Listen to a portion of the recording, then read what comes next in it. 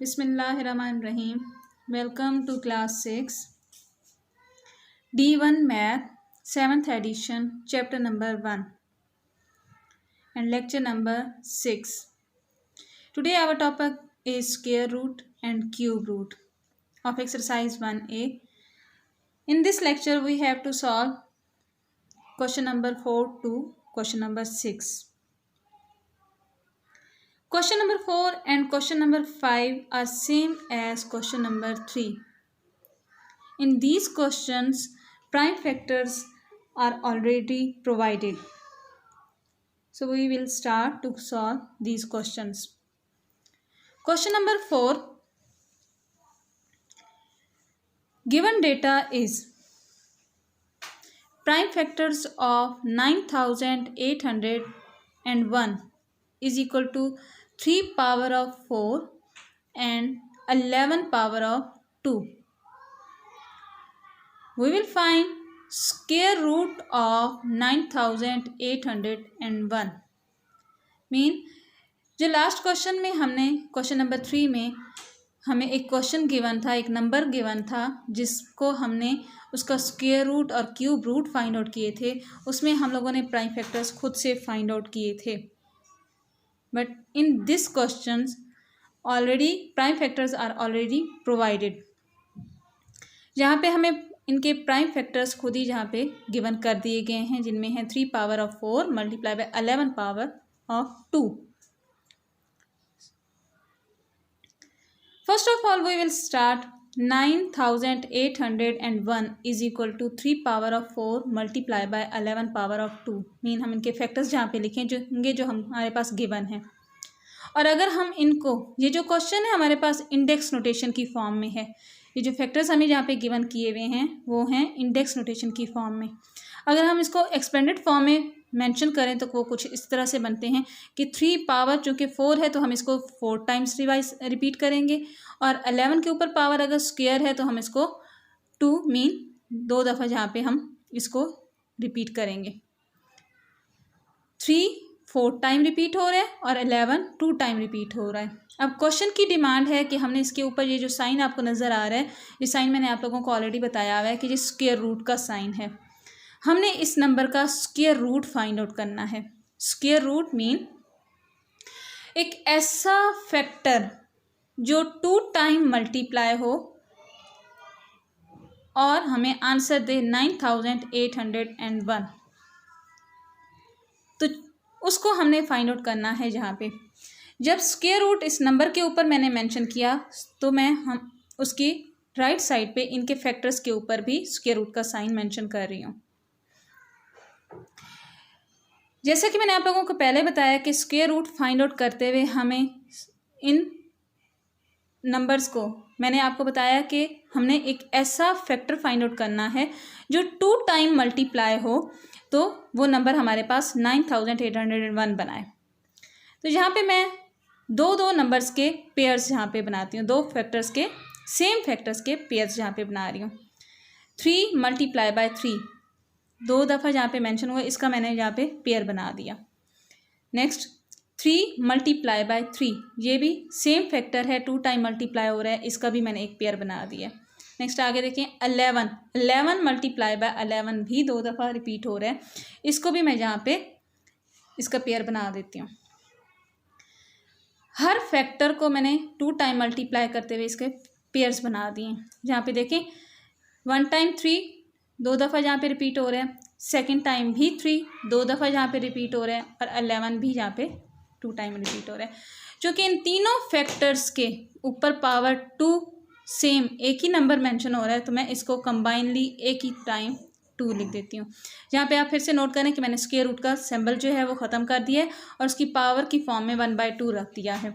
Square root की power जो होती है वो 1/2 होती है, स्क्वायर की पावर 2 होती है.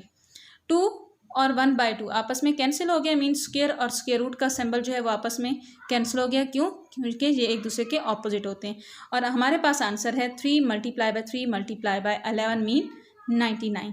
इट्स मीन 99 सॉरी, एक ऐसा नंबर है जिसको अगर मैं 2 टाइम मल्टीप्लाई करूँ मीन इट्स सेल्फ इसको अपने साथ ही अगर मैं मल्टीप्लाई करूं तो हमारे पास आंसर देता है 9801।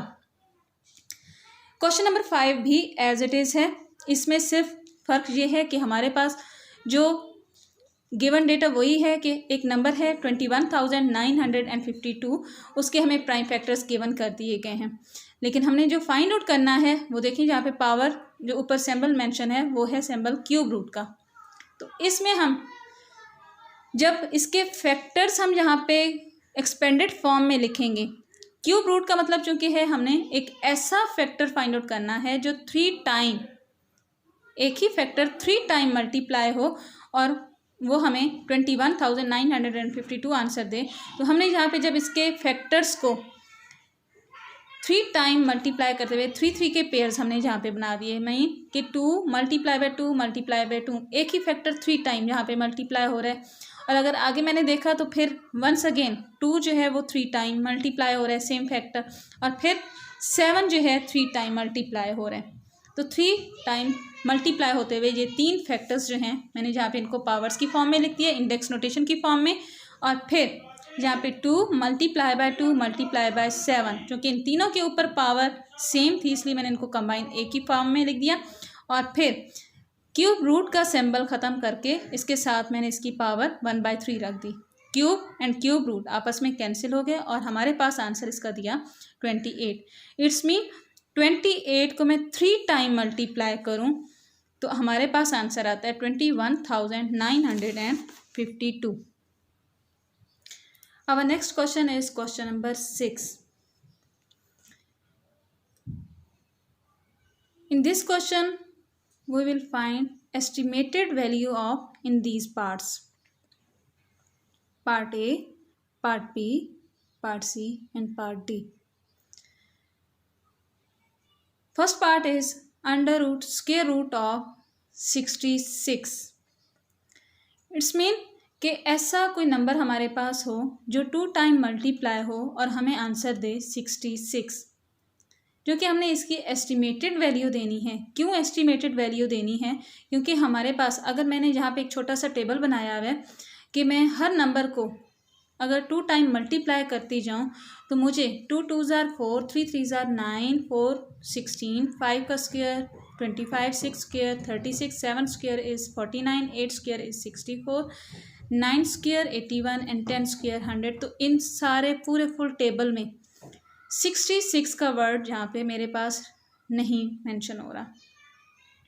इट्स मीन मेरे पास ऐसा कोई फैक्टर नहीं है जहाँ पे जो इट्सेल्फ खुद से मल्टीप्लाई हो और वो मुझे आंसर दे 66। तो मैं जहाँ पे उसकी एस्टिमेटेड यानी करीब तरीन उसका आंसर देखती हूँ कि ऐसा कौन सा नंबर है जो 66 के ज़्यादा करीब हो। एस्टिमेटेड, ये जो साइन मैंने आप लोगों का जहाँ पे मेंशन किया हुआ है ये है estimated equal to sign. Estimated equal to sign, अगर ये जो आपको जहाँ पे इक्वल के ऊपर छोटी सी मद नज़र आ रही है ये अगर ना हो तो हमारे पास एग्जैक्ट इक्वल का सिंबल होता है, ये 2 लाइंस।